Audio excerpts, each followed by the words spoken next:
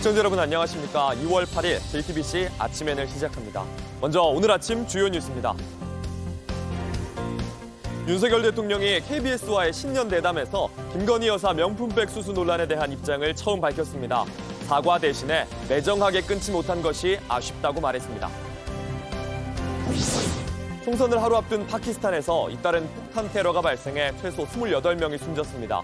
이슬람 극단주의 무장단체 IS는 자신들의 소행이라고 주장하고 있습니다. 조국 전 법무부 장관의 항소심 선고가 오늘 이루어집니다. 1심에선 자녀 입시 비리와 청와대 감찰 무마 의혹 모두 유죄로 인정돼 징역 2년이 선고됐습니다. 설 연휴를 하루 앞둔 오늘 오후부터 비성길 정체가 시작될 것으로 보입니다. 정체는 내일 오전 6시쯤 절정에 달할 것으로 예상됩니다. 윤석열 대통령이 지난밤 신년 대담에서 처음으로 김건희 여사 명품 가방 수수 논란에 입장을 밝혔습니다. 사과 대신에 매정하게 끊지 못한 것이 문제라며 아쉬운 점은 있었지만 어디까지나 정치 공작이었다고 했습니다. 하예빈 기자입니다. 윤석열 대통령이 KBS와의 신년 대담에서 김건희 여사의 명품백 수수 논란에 대해 직접 답했습니다. 윤 대통령은 용산 관저에 들어가기 전에 있었던 일이라며 아쉬운 점이 있다고 말했습니다. 아버지와의 친분을 내세워 접근한 재미교포 최재형 목사를 김 여사가 거절하기 어려웠을 거라고 했습니다. 대통령이나 대통령 부인이 어느 누구한테도 이렇게 박절하게 대하기는 참 어렵습니다. 매정하게 좀 끊지 못한 것이 어떤 문제라면 문제고 좀 아쉽지 않았나 생각이 되는데 저라면은 조금 더 좀 단호하게 대했을 텐데 제 아내 입장에서는 뭐 그런 여러 가지 상황 때문에 물리치기 어렵지 않았나 생각이 되고 좀 하여튼 아쉬운 점은 있습니다. 그러면서도 국민이 오해하지 않도록 해야 한다고 했습니다. 국민들께서는 직접 제 입으로 네. 자세하게 설명해 주시기를 바랄 수 있겠지만 그것이 또 나올 수 있는 또 부정적인 그런 상황도 있습니다. 걱정 끼치는 일이 없도록 하여튼 그런 부분들은 분명하게 해야 될 것 같습니다. 동시에 이 사건 자체가 이른바 공작이라는 점을 강조했습니다. 시계에다가 이런 몰카까지 들고 와서 이런 걸 했기 때문에 공작이죠. 그리고 또 선거를 앞둔 시점에 1년이 지나서 이렇게 이걸 터뜨리는 것 자체가 정치 공작이라고 봐야죠. 윤 대통령이 이 논란에 대한 생각을 밝힌 건 이번이 처음입니다. 그동안 대통령실은 정치 공작으로 본다는 것 이외에 별다른 입장을 내놓지 않아 왔습니다. 윤 대통령은 대책으로 거론됐던 특별감찰관 제도와 제2부속실 설치와 관련된 질문에도 답했습니다. 제2부속실이 있었더라도 제 아내가 내치지 못해가지고 자꾸 오겠다고 하니까 사실상 통보하고 밀고 들어오는 건데 그거를 박절하게 막지 못한다면은 제2부속실이 있어도 만날 수밖에 없는 거 아니겠습니까? 어쨌든 이런 제2부속실을 비롯한 그런 제도들은 지금 검토를 하고 있습니다. 그러면서 앞으로 사람을 대할 때 명확하고 단호하게 하겠다고 했습니다. 이슈 가지고서 네, 부부싸움 하셨어요? 전혀 안 했습니다. 안 했습니까? 윤 대통령 신년 대담은 지난 4일 촬영된 것으로 KBS가 100분 분량으로 편집해 공개했습니다. JTBC 하혜빈입니다. 윤 대통령은 여야 관계, 정치 현안에 대한 입장도 밝혔는데요.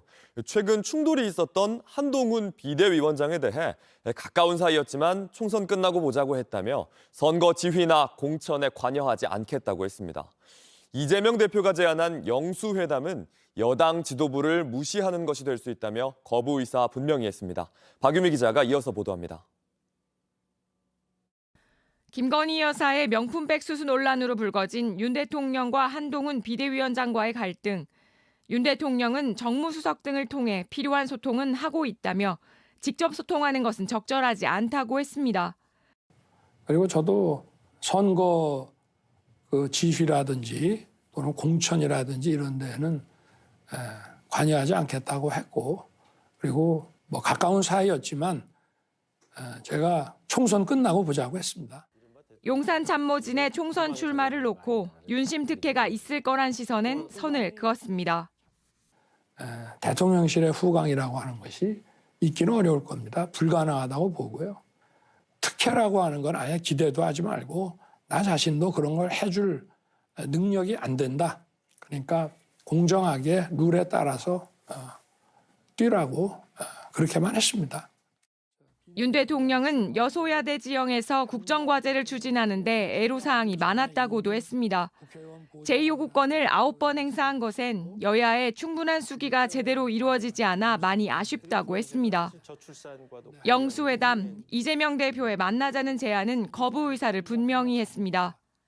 무슨 영수회담이라고 하는 거는 우리 사회에서 이제 없어진 지 꽤 됩니다. 제가 우리 당의 지도부를 배제한 상태에서 야당의 대표와 지도부를 직접 상대한다는 것은 대통령으로서 집권 여당의 지도부와 또 당을 좀 소홀히 하는 그런 처사이기 때문에. 윤 대통령은 또 남북 정상회담 성사 가능성과 관련해선 북한의 핵 포기 여부와 관계없이 정상회담 개최는 가능하다면서 다만 톱다운 방식보다는 의제를 만들고 결과를 준비하는 과정을 통한 정상회담이 돼야 한다고 했습니다. JTBC 박유미입니다. 총선을 하루 앞둔 파키스탄에서 폭탄 테러가 잇따라 발생해 28명이 숨졌습니다.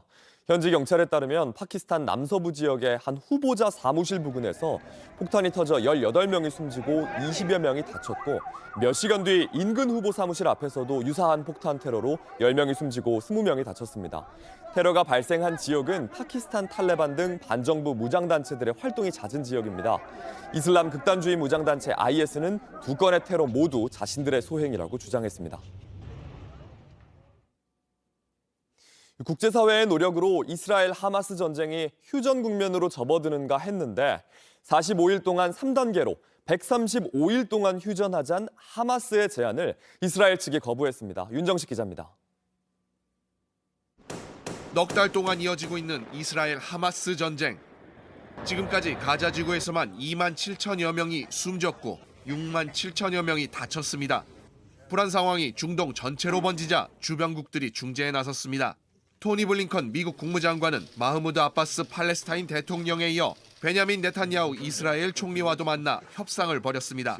하마스 측이 135일 휴전을 제안했습니다. وهذا تم بعد فترة مشاورات يعني مكثفة داخل قيادة الحركة في الداخل وفي الخارج وأيضا مشاورات مع شركائنا في القوى والفصائل الفلسطينية. 하마스 측은 이스라엘 교도소에 수감 중인 팔레스타인 주민 1,500여 명과 이스라엘 인질 맞교환도 제안했습니다. 이스라엘은 단호히 거부했습니다. אנחנו בדרך לניצחון מוחלט. הניצחון הוא בהישג יד. ואני מבקש שוב להדגיש, אין פתרון אחר זולת ניצחון מוחלט. 전쟁을 끝까지 이어가 하마스를 완전히 몰아내겠다는 의지를 공식화한 겁니다. 이스라엘은 현지 시간 7일 가자 지구 남쪽 국경 도시 라파를 공습했습니다. بنعمل أنشطة تفريغية للأطفال سقوط صواريخ على بوابة المخيم اللي احنا فيه وتناثرت الشظايا على هدول الأطفال وعلينا.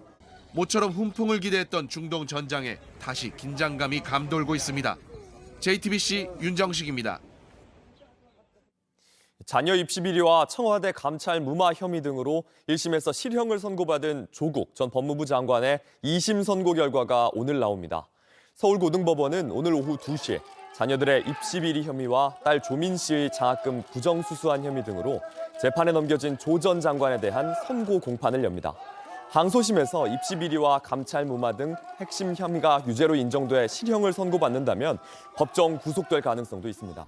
앞서 검찰은 지난해 12월 조 전 장관에게 징역 5년과 벌금 1,200만 원 등을 재판부에 요청했습니다. 의대 정원이 2,000명 더 는다는 발표에 가장 붐비는 곳 바로 학원가입니다. 긴급 설명회엔 재수생의 직장인까지 4,000명이 몰렸는데 이공계열에선 한숨이 나옵니다. 임예은 기자입니다. 빈 강의실에 하나둘 사람들이 모이더니 금세 꽉 찼습니다. 정부가 의대 입학 증원을 발표한 뒤 하루 만에 열린 입시 설명회입니다. 예상보다 큰 증원 소식이 전해지자 N수생들은 크게 반겼습니다. 완벽하게 높은 등급은 아니더라도 조금 수능 때 실수해서 좀 낮은 등급이 나오더라도 이제 넣어볼 수는 있지 않나. 아예 안 넣는 것보다. 동시에 의대 문턱이 낮아진 만큼 경쟁이 더 치열해질까 걱정도 뒤따릅니다. 대학을 지금 진학한 친구들도 이제 반수를 고민하고 있는 것 같더라고요.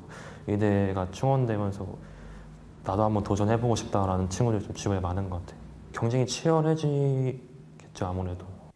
실제 온라인 커뮤니티엔 고교생, 대학생, 직장인 할 것 없이 입시에 도전하겠다는 글들이 잇따랐습니다. 회사를 다니고 있는 사람들도 나도 과거의 꿈이 의사였는데 뭐 이렇게 생각을 하면 도전할 수 있는 기회가 생겼다라고 생각을 할 거라서 이제 그런 분들이 나오지 않을 거라고 생각을 하는데요. 반면 의대 블랙홀 탓의 이공계열은 더 위기를 겪을 걸로 보입니다. 10년 이후에 이공계 석박사 학생들은 다 외국인으로 채워질 것 같습니다. 1차적으로 이공계 대학이 이제 위기가 오고 연구 능력의 위기가 오고 또 배출되는 인원수가 줄어들기 때문에 정부는 이를 인정하면서도 단기적인 쏠림 현상일 거라 진단했습니다. 하지만 전문가들은 수년 사이에 이공계 기틀이 무너지지 않도록 서둘러 예산과 제도 등을 정비해야 한다고 촉구했습니다. JTBC 임예은입니다. 강원 태백에 있는 유일한 대학교가 이번 달 문을 닫습니다. 점점 노령화되는 지역에는 참 절실한 대학교인데 학교가 문을 닫으면서 남아있는 학생들은 충북으로 학교에 다녀야 합니다. 차로 2시간이 넘는 거리입니다. 조승현 기자가 취재했습니다. 한때 학생들이 웃으며 다녔을 학교는 이제 비었습니다. 지난 1995년 개교한 강원 관광대학교입니다. 태백에 있는 유일한 대학교, 이달 말 문을 닫습니다. 신입생은 오지 않고 학교는 더 버틸 수 없었습니다. 지금 재적 학생은 327명입니다. 이 가운데 323명은 충북 음성군에 있는 강동대로 특별 편입학합니다. 정상적으로 학교를 다닐 수 있을지 사실 저도 굉장히 걱정이거든요. 네, 이제 2시간씩 학교를 다녀야 되는 상황이기 때문에. 장학금 주고 기숙사와 통학버스도 제공한다지만 쉬운 일은 아닙니다. 학생 의견이 충분히 반영되지도 않았습니다. 설문조사 해가지고 동의하면 동의한다에 눌러라. 동의하지 않는다고 하면 그거는 나머지 네 살 길은 네가 알아서 해라 이런 식이었거든요. 폐교 여파는 학교 밖으로도 미칩니다. 상인들은 주변에서 쏟아지는 공실에 할 말을 잃었습니다. 허망한 그런 기분이죠. 좀 매출도 떨어지고 모든 게 지금 안 좋은 그런 실태니까. 석탄 산업이 호황이던 시절 태백시 인구는 12만 명을 넘었습니다. 딱 하나 남은 탄광은 오는 6월 문을 닫고 학교마저 사라집니다. 이제 인구는 3만 8천 명 선까지 주저앉았습니다. 지역은 노령화되고 있고 그리고 청년 일자리가 점점 사라지고 또 구인난에 지역에 하나뿐인 대학이라도 살리자는 목소리는 그래서 절실합니다. 교육부 쪽에 그 결정이 잘못됐다는 것으로 바로잡을 수 있는 기회가 있는지를 법적으로 판단을 해볼 것이고요. 모두가 떠나가는 곳, 폐광 지역의 어두운 단면이 또 드러났습니다. JTBC 조승현입니다. 온라인에서 화제가 된 뉴스, 화제가 될 뉴스를 전해드립니다. 소셜픽 오늘 첫 번째 주제는요. 신당 다루지 말라. 지난 6일 이준석 개혁신당 대표가 유튜브 실시간 방송을 하면서 신당의 내용을 다루지 말라고 언론사에 압력이 있었다고 주장했습니다. 언론 환경이 답답하다면서 최근 충격적인 제보를 당원으로부터 받았다고 했는데요. 들어보시죠. 상당히 힘이 센 누군가가 자기 언론사의 이야기에서 개혁신당 관련 내용을 다루지 말아달라 해가지고 어떤 언론사인지 또 누가 압력을 넣었는지 밝히진 않았지만 참 나쁜 사람들 이렇게 비판했습니다. 그러면서 이런 말도 덧붙였습니다. 저희가 집권하는 날이 오게 되면은 그렇게 압력 넣은 인간들 고스란히 감옥 보내겠습니다. 미국 캘리포니아의 애플 매장에서 참 뻔뻔한 도둑이 등장했습니다. 영상 보시죠. 복면을 쓴 한 남자가 매대 위에 아이폰 거칠게 잡아뜯습니다. 경고음이 시끄럽게 울리는데 주변에 누구도 이 사람을 말리지를 않는데요. 한 남자는 주머니에 손까지 넣고 천천히 지켜보기만 합니다. 가득 바지에 담은 뒤 밖으로 나가는데 경찰차가 있는 점도 흥미롭습니다. 외신에 따르면 매장 직원들은 폭력 사태를 피하라는 지시를 받았다고 합니다. 이 남자가 훔친 아이폰 49대나 됐습니다. 시험용 기계라 사용하기는 어렵지만 부품을 팔려는 목적일 수도 있습니다. 최근 지역의 범죄가 확산하고 매장들이 문을 닫자 캘리포니아 주지사는 강력히 단속하겠다고 예고하기도 했습니다. 한낮에 절도, 다친 사람이 없어서 다행입니다.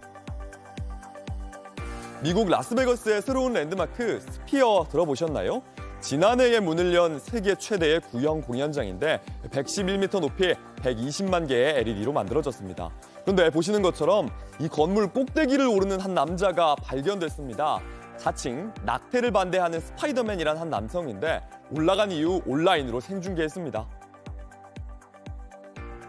To raise money for a mother named Isabel. She is homeless and pregnant and needs help, guys. 낙태 수술을 막기 위해 기금을 모으려고 했던 겁니다. 등반은 단 20분 만에 이루어졌는데요. 바깥에 LED를 발판 삼아서 올라갔는데 건물에 피해가 있는지는 아직 알려지지 않았습니다. 라스베이거스 경찰 곧바로 이 남자 붙잡았습니다. 이곳에선 곧 미식축구 챔피언 결정전 슈퍼볼이 열리는데요. 스피어 측은 안전점검 최선을 다하겠다고 합니다.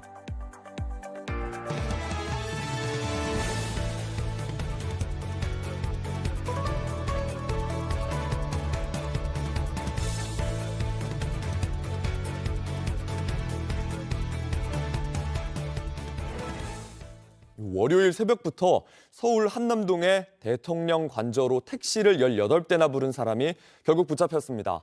30대 여성인데 당시 술에 취해 있던 상태였습니다. 최현수 기자입니다. 서울 한남동 대통령 관저 주변입니다. 지난 5일 새벽 2시 반쯤 경찰이 관저 쪽으로 들어가려던 택시를 멈춰 세웠습니다. 택시기사는 호출을 받고 내비게이션 안내를 따라왔다는 취지로 말했습니다. 그런데 새벽 4시 20분까지 같은 호출을 받은 택시 17대가 이어서 도착했습니다. 대통령실 외곽 경호를 담당하는 202 경비단은 택시들의 진입을 막고 만약의 사태에 대비해 경계 태세를 강화했습니다. 경찰은 누군가가 택시 호출 어플리케이션으로 출발지를 대통령 관저 주변으로 해놓고 택시를 부른 사실을 확인했습니다. 연락처로 입력된 전화번호는 존재하지 않는 번호였습니다. 경찰은 추적 끝에 휴대전화 명의자를 특정해 30대 여성을 붙잡았습니다. 해당 여성은 택시를 부를 때 술을 마신 상태였던 것으로 파악됐습니다. 경찰은 피의자와 택시기사들, 콜택시 업체 등의 진술 내용과 동선 등을 확인해 정확한 범행 동기를 수사하겠다고 밝혔습니다. JTBC 최현수입니다.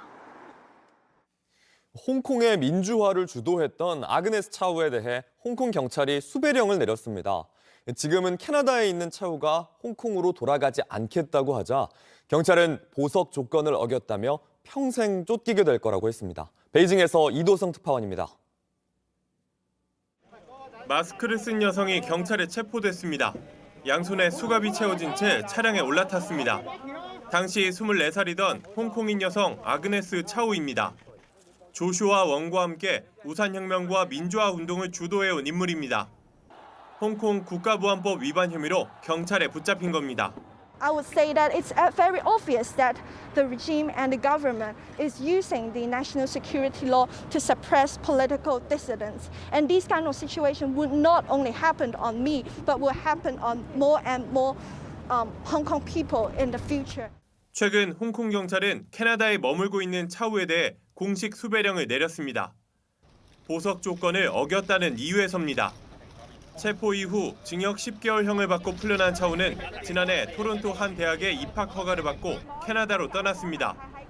방학 때마다 홍콩에 돌아와 경찰에 출석하는 조건으로 여권을 돌려받아 출국했는데 차우가 돌아가지 않겠다고 선언했던 겁니다. 홍콩 상황과 자신의 안전, 건강 등을 고려한 결론이라고 말했습니다. 이에 홍콩 경찰은 차우가 법의 심판을 받도록 모든 노력을 다하겠다면서 자수하지 않으면 평생 쫓기게 될 것이라고 강조했습니다. 앞서 홍콩 경찰은 차우뿐만 아니라 지난해 국가보안법 위반 혐의를 받고 해외에 체류 중인 민주화 활동가 13명에 대해 1인당 100만 홍콩 달러, 우리 돈 약 1억 7천만 원에 달하는 현상금을 걸기도 했습니다. 중국 베이징에서 JTBC 이도성입니다. 내일부터 나흘 동안 설 연휴가 이어집니다. 고향으로 가는 귀성길은 오늘 오후부터 정체가 시작됩니다. 티맨모빌리티와 SK텔레콤의 분석에 따르면 내일 오전 6시쯤 차량 정체가 가장 심할 것으로 보입니다. 교통정체를 피하려면 내일 밤 10시부터 설 당일인 모레 새벽 4시가 가장 좋은 시간대입니다.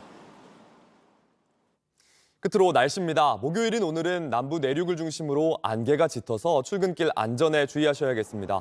전국이 대체로 맑다가 가끔 구름이 많겠고 낮 최고 기온은 서울 6도, 부산 11도까지 오르겠습니다. 미세먼지 농도는 수도권을 중심으로 나쁨 수준이 예상되고 그 밖의 지역은 보통 수준을 나타낼 것으로 보입니다. JTBC 아침엔을 마칩니다. 내일도 7시 반에 아침을 열겠습니다. 시청해주셔서 감사합니다.